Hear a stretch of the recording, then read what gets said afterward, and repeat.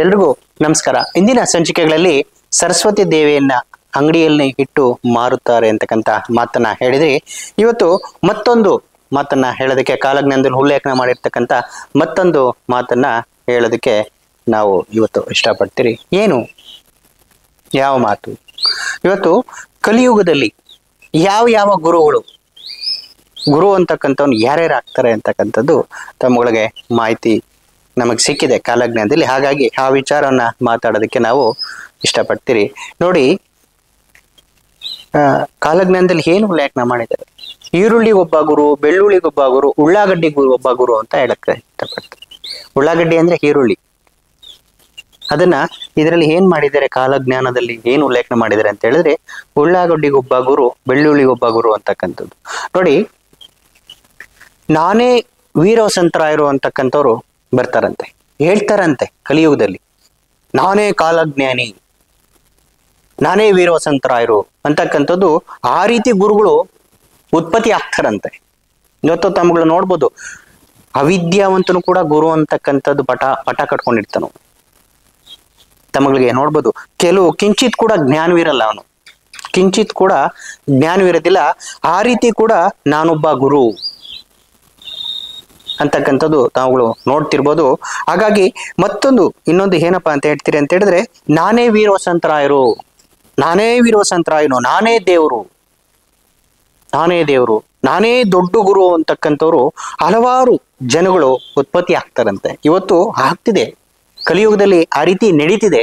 ಮತ್ತೊಂದು ವಿಶೇಷತೆ ಏನಪ್ಪಾ ಅಂತ ಹೇಳಿದ್ರೆ, ಮತ್ತೆ ಮುಂದೆ ಹುಟ್ಟತಕ್ಕಂಥವ್ರು ನಾನೇ ವೀರವಸಂತರಾಯರು ಅಂತೇಳಿ ಅವರ ಪಾದಗಳಲ್ಲಿ ಕಮಲ ಇರುತ್ತದಂತೆ. ಅವರ ಪಾದಗಳು ಅಂತ ಹೇಳಿದ್ರೆ ಕಾಲಲ್ಲಿ ಕಮಲ ಇಟ್ಕೊಂಡು ಹುಟ್ಟಿರ್ತಾರಂತೆ. ಮತ್ತೆ ಕೈಗಳಲ್ಲಿ ಶಂಖಚಕ್ರ ಇರುತ್ತಂತ. ಅವನು ಹೇಳ್ತಾನಂತೆ, ನಾನೇ ವೀರವಸಂತರಾಯರು. ಹಾಗಾಗಿ ನಂದಾಚಾರ್ಯ ಸ್ವಾಮಿಗಳ ಕಾಲಜ್ಞಾನದಲ್ಲಿ ಏನು ಉಲ್ಲೇಖ ಮಾಡಿದ್ದಾರೆ ಅಂತ ಹೇಳಿದ್ರೆ, ಅಂಥವರನ್ನು ನಂಬಿ ಮೋಸ ಹೋಗ್ಬಾರ್ದು ಅಂತಾನು ಕೂಡ ಹೇಳಿದಾರಂತೆ.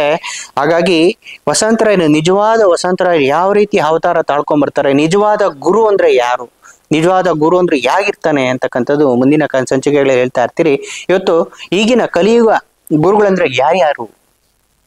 ನಾವ್ ಹೇಳಿದ್ರಿ, ಅವಿದ್ಯಾವಂತರು ಗುರುಗಳಾಗಿರ್ತಾರೆ, ಕಿಂಚಿತ್ತು ಕೂಡ ವಿದ್ಯೆ ಇಲ್ದವನು ಗುರುಗಳಾಗಿರ್ತಾರೆ, ಲಾಜಿಕ್ ಮಾಡ್ಕೊಂಡು ಗುರು ಆಗಿರ್ತಾನೆ. ಈ ಕಲಿಯುಗದ ಗುರುಗಳು ಹೇಗಾಗಿದ್ದಾರೆ ಅಂತ ಹೇಳಿದ್ರೆ, ಅವರು ದುಡ್ಡನ್ನ ಹೋಲಿಸ್ಕೊಂಡಂತಕ್ಕಂಥ ಗುರುಗಳಾಗಿದ್ದಾರೆ. ಗುರುಗಳು ಏನೋ ಮಾಡ್ತೀನಿ, ಹಾಗೆ ಮಾಡ್ತೀನಿ, ಹೀಗೆ ಮಾಡ್ತೀನಿ ಅಂತೇಳಿ ಕೆಲವರು ಹಲವಾರು ಜನಕ್ಕೆ ಮೋಸವನ್ನ ಮಾಡಿ ದುಡ್ಡು ಮಾಡ್ತಕ್ಕಂಥ ಗುರುಗಳಾಗಿದ್ದಾರೆ. ಹಾಗಾಗಿ ಈ ಕಾಲಜ್ಞಾನದಲ್ಲಿ ಏನು ಉಲ್ಲೇಖನ ಮಾಡಿದ್ದಾರೆ ಅಂತ ಹೇಳಿದ್ರೆ, ಈರುಳ್ಳಿಗೊಬ್ಬ ಗುರು ಇರ್ತಾನಂತೆ, ಬೆಳ್ಳುಳ್ಳಿಗೊಬ್ಬ ಗುರು ಇರ್ತಾನಂತೆ. ಈಗ ನೀವು ನೋಡ್ಬೋದು, ಸಾಧಾರಣವಾಗಿ ಪ್ರತಿಯೊಬ್ರು ಹುಡುಕ್ತಾ ಹೋದ್ರೆ ಎಷ್ಟೋ ಲಕ್ಷಾಂತರ ಗುರು ಸಿಗ್ತಾರೆ. ಅವರು ದುಡ್ಡು ಕೊಟ್ರೆ ಎಲ್ಲಾ ಗುರು ಸಿಗ್ತಾರೆ, ಕೆಲವರು ಮಾತ್ರ ದುಡ್ಡು ಕೊಟ್ರೆ ಕೆಲವರು ಸಿಕ್ಬಿಡ್ತಾರೆ. ದುಡ್ಡು ಕೊಡದಿರೋ ಪ್ರಾಮಾಣಿಕ ಇರತಕ್ಕಂಥವ್ರು ಬೆಳ್ಳೆಣಿಕೆ ಮಾತ್ರ ಅಂತ ಉಲ್ಲೇಖನ ಮಾಡಿರ್ತಕ್ಕಂಥದ್ದು ಕಾಲಜ್ಞಾನದಲ್ಲಿ, ಅದು ಈ ಕಲಿಯುಗದಲ್ಲಿ. ಇನ್ನು ಮುಂದಿನ ಸಂಚಿಕೆಗಳಲ್ಲಿ ಇನ್ನು ಯಾವ್ಯಾವ ರೀತಿ ಏನೇನು ಉಲ್ಲೇಖನ ಮಾಡಿದ್ದಾರೆ, ನಿಜವಾದ ಗುರು ಅಂದ್ರೆ ಯಾವ ರೀತಿ ನಾವು ತಿಳ್ಕೊಬೇಕು, ನಿಜವಾದ ವೀರವಸಂತರಾಯರು ಹೇಗೆ ಬರ್ತಾರೆ.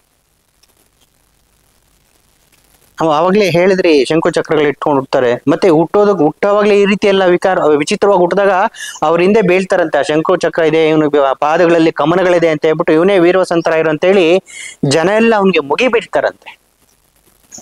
ಮುಗಿಬಿದ್ದು ಇವನೇ ವೀರವಸಂತರಾಯರು ಅಂತ ಹೇಳಿ ಏನು ಜನ ಸಾಗರವೇ ಹರ್ಕೊಂಡ್ಬರುತ್ತಂತೆ. ಸಾಗರ ಅಂದ್ರೆ ತಮಗೆ ಗೊತ್ತಿರುತ್ತೆ, ಜನ ಸಾಗರವೇ ಹರ್ಕೊಂಬಂದು ಅವ್ರನ್ನ ನೋಡ್ಬೇಕು, ಅವ್ರ ನಮಸ್ಕಾರ ಮಾಡ್ಬೇಕು, ಅವ್ರ ದರ್ಶನ ಪಡ್ಕೊಬೇಕು ಅಂತೇಳಿ ಅವ್ರಿಗೆ ಎಷ್ಟೋ ಒಂದು ಸಾವಿರಾರು ಜನ ಎಷ್ಟೋ ಒಂದು ಕಿಲೋಮೀಟರ್ ಗಟ್ಟಲೆ ನಿಂತ್ಕೊಂಡು ಕಾಯ್ತಿರ್ತಾರಂತೆ. ಇವನೇ ವೀರವಸಂತರಾಯರು ಬಂದ್ಬಿಟ್ಟಿದ್ದಾರೆ ಅಂತ ಹೇಳಿ ದರ್ಶನ ಮಾಡೋದಕ್ಕೋಸ್ಕರ ಕಾಯ್ತಿರ್ತಾರಂತೆ. ಹಾಗಿದ್ರೆ ಅವರು ವೀರವಸಂತರಾಯರೆಲ್ಲ ಸುಳ್ಳು ಅಂತ ಹೇಳಿರ್ತಕ್ಕಂಥದ್ದು ಈ ಕಾಲಜ್ಞಾನದಲ್ಲಿ ಉಲ್ಲೇಖನ ಮಾಡಿರ್ತಕ್ಕಂಥದ್ದು.